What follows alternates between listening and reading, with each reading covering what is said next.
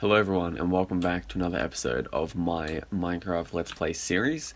In today's episode we're going to be doing a lot related to farms, which will be cool, because it's been something I've been looking forward to for a while. Anyway, so this is my creative world for the storage system as you've seen before in a previous episode, and this is what I'll be building, but I'm just going to edit through some of the farms that I don't actually think we need anymore. Like iron I've already taken off, and stone over here.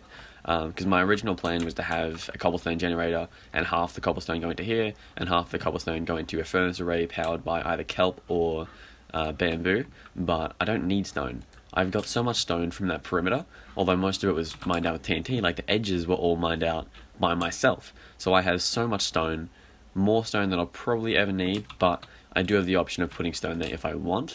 So I might just have 4 cobblestone, and if I realize in the future that I need stone, that I can just switch them out easily rather than having a new farm and putting them in there and then having to find a new spot for stone if I need it. This right here is the original monument that I have since destroyed all the way down to bedrock in that map area, and it is so weird to see it like that. It is so weird to see it not completely missing and all the bedrock. It's just, it's so unsettling. It makes me feel like I've done nothing over the last 6 weeks, but this is a different world, so it's fine. It's fine.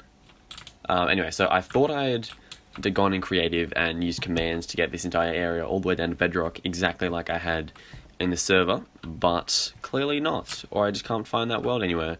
So I'm gonna have to do that now, and then I can start getting to and designing all the farms. So I'm just going through every Y level and clearing out all of the blocks into air, and you get to see a cool little, almost a cross section of an ocean monument, and it looks mad. And you can see where the 4, is there an Elder Guardian there? There is. You can see where the 4 sponge rooms were that I found. There could have been more above here that have now been cleared out, but that's alright, we'll never know. And I forgot to kill the Elder Guardians before I don't like getting close to those bad boys. But yeah, it's really interesting vision into, oh look at that, let's put that on, boom. Interesting vision into what it looks like. It's mad. A little further down from that shows how insane this thing was. Like, this is every single Y level it was about Y30 at some point, sometimes Y40, just all the way down. They got destroyed by these TNT duplicators. Did that turtle just disappear? Oh no, it's over there. Oh, I don't know how good this is gonna be. Where's the wall? Oh, I'm at it. Well, no, that's perfectly what I hoped was gonna happen.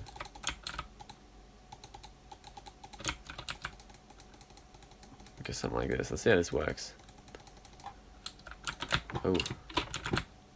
Oh my god, it looks so weird.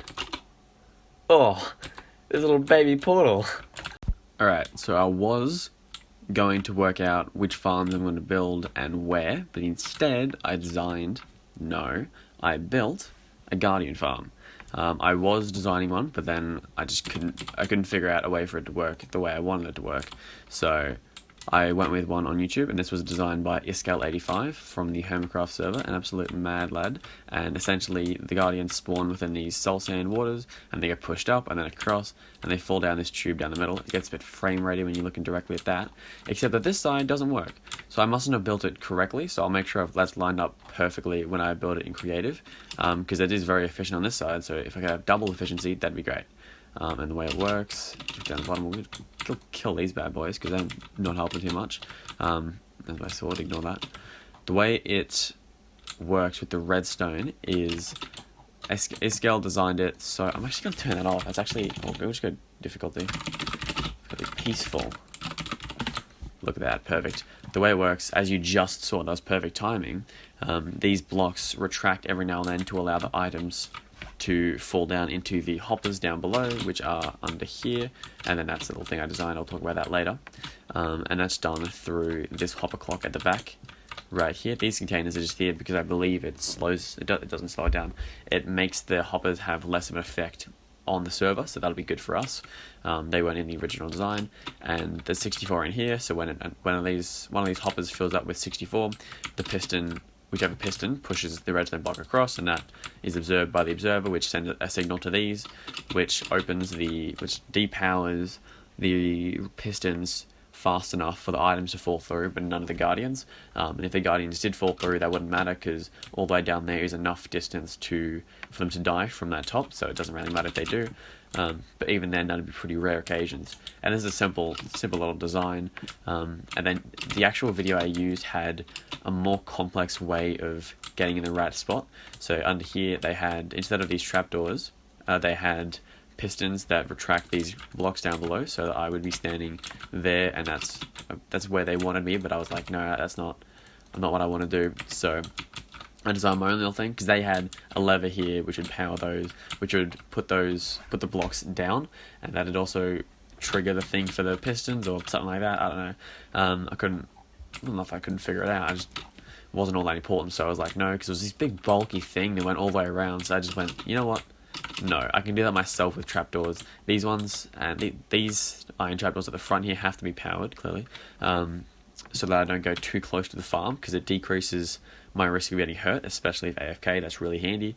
And then the ones at the top do something, and these mean that I can't go back because of these. Actually, if I break those, I think I can just walk back over, and that's not what I want. So if I put the difficulty back, oh wow, it's capitals. I'm always in capitals somehow, I don't know why. If I go back in there right now with the guardians spawning when they do, and you'll only see them ever come from this side. Look at that. Look how many there are, and there's none over here. I must have built it wrong. So when I come in here and get attacked by the thorns, the trapdoors behind me mean that I don't get pushed back and out of the slot, because if I get pushed back too far and I'm over here and I'm AFK swinging, I'm obviously not getting anything done. I'm just lagging the server and I'm not getting any drops. It's just wasting my time. So that's what these ones are here for. And you can achieve the same thing by having the block down below, because you go as far as here, and that's not ideal placement, but it's better than getting knocked out.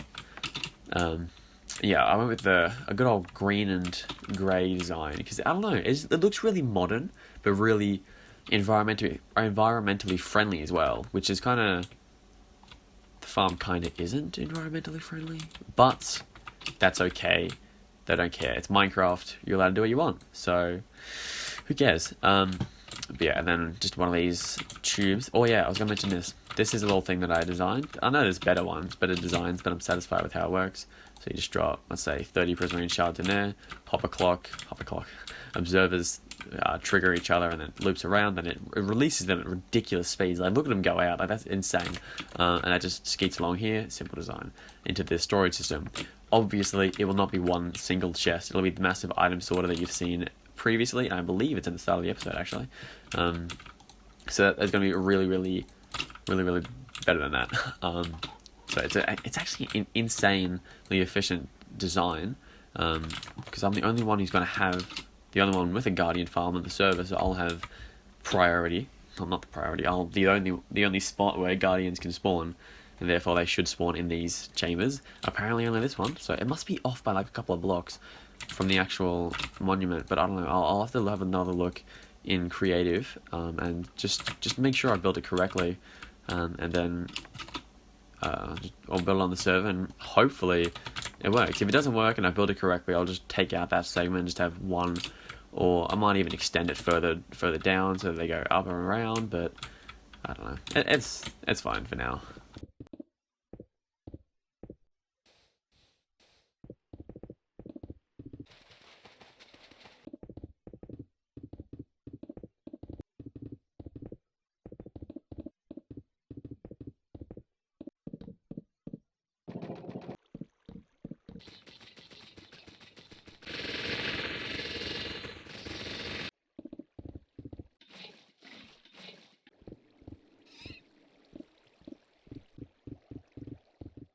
This absolute beast is chugging out guardians all the time. It is ridiculous how fast this thing goes.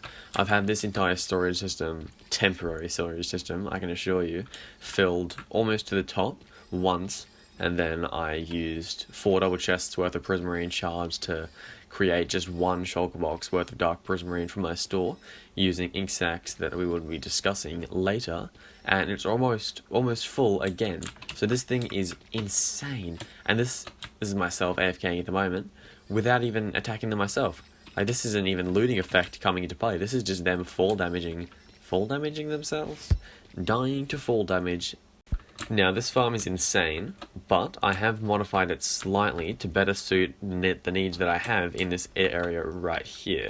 So what I have changed is, instead of having the AFK player down one block from these ones, down by one, I've made them iron trapdoors here and up here, which do the exact same thing of stopping the player from falling back. Like, I can't get through here at all. I'm pushing forward and everything, I just can't get through, which is what we want. So when I attack the guardians and I get thorns, I don't get knocked back through here and out of range during an AFK session.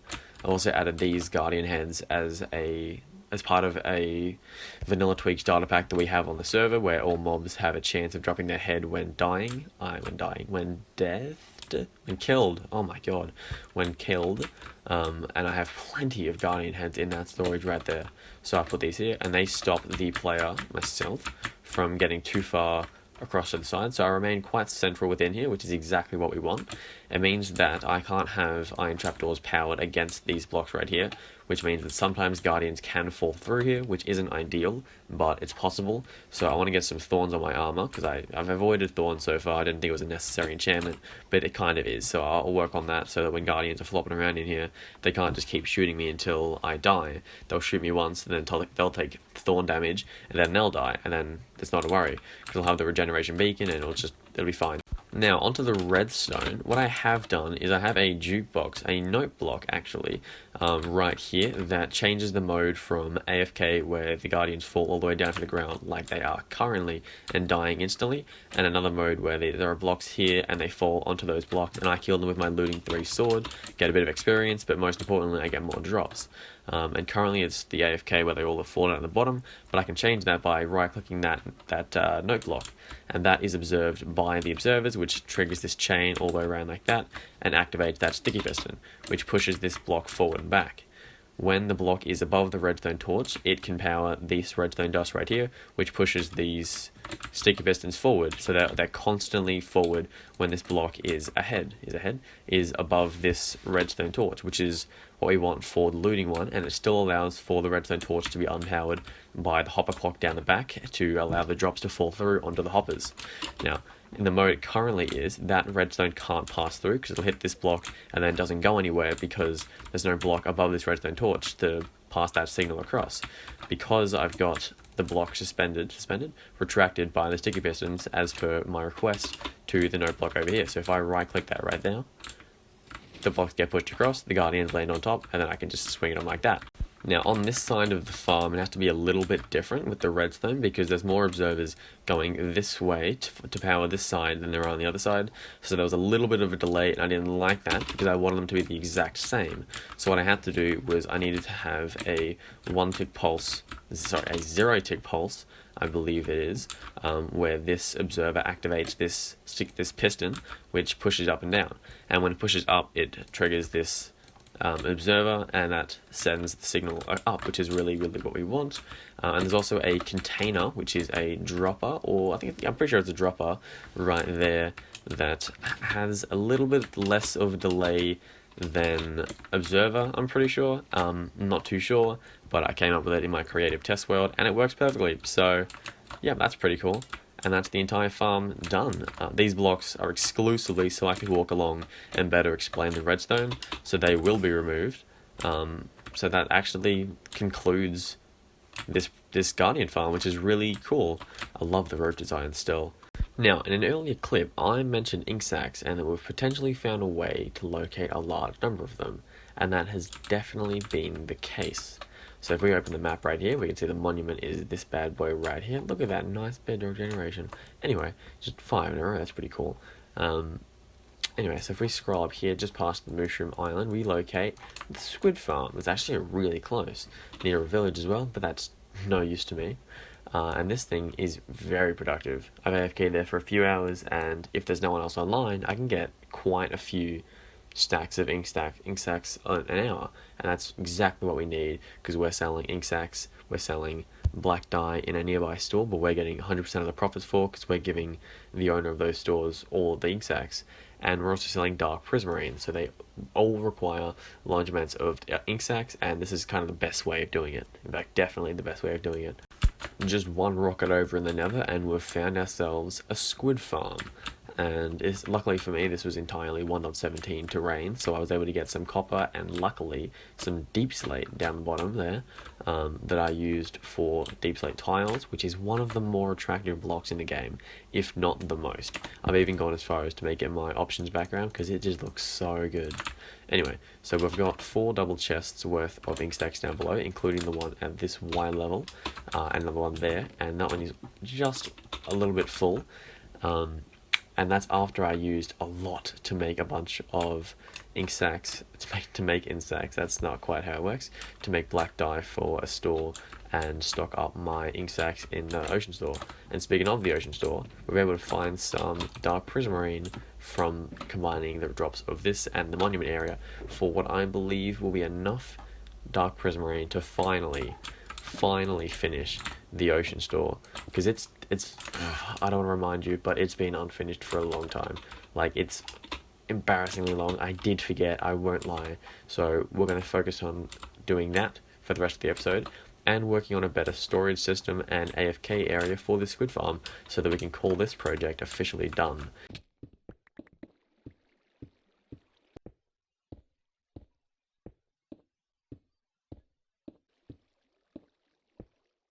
Here she is, an absolute beaut. The ocean store is finally finished if you don't include the roof at the top. If you fly around, there's nothing there yet, but there will be, I promise.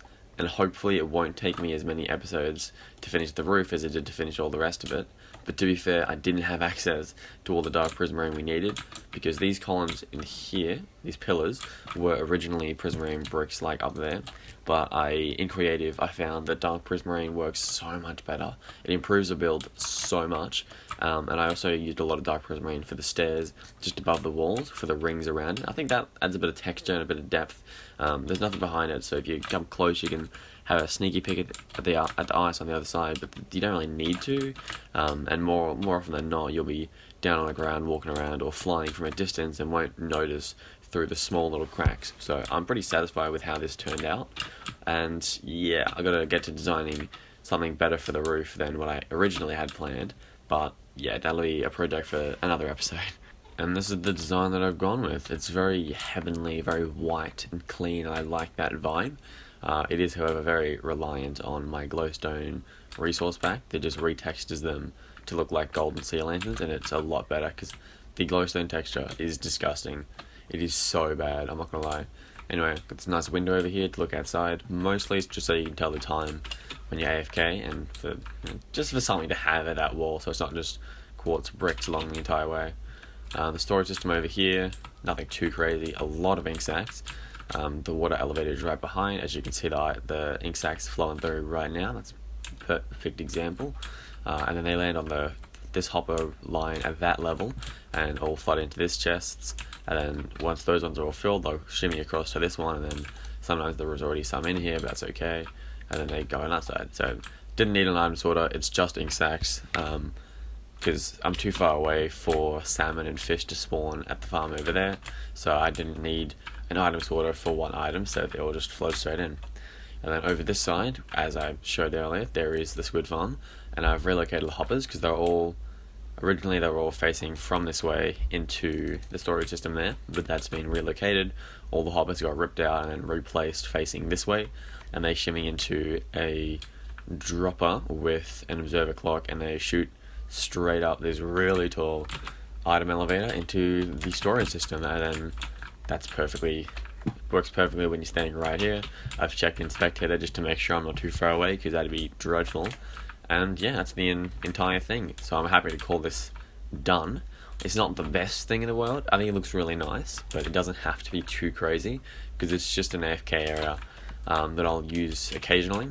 And the storage doesn't have to be that good either, because after an AFK session, I'll take all the squid ink that I get from that session and take them to my storage system for the industrial area. So they won't stay here permanently.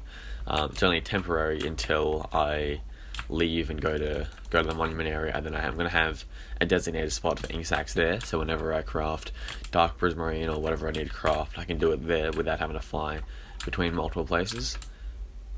Actually, I might. we'll see.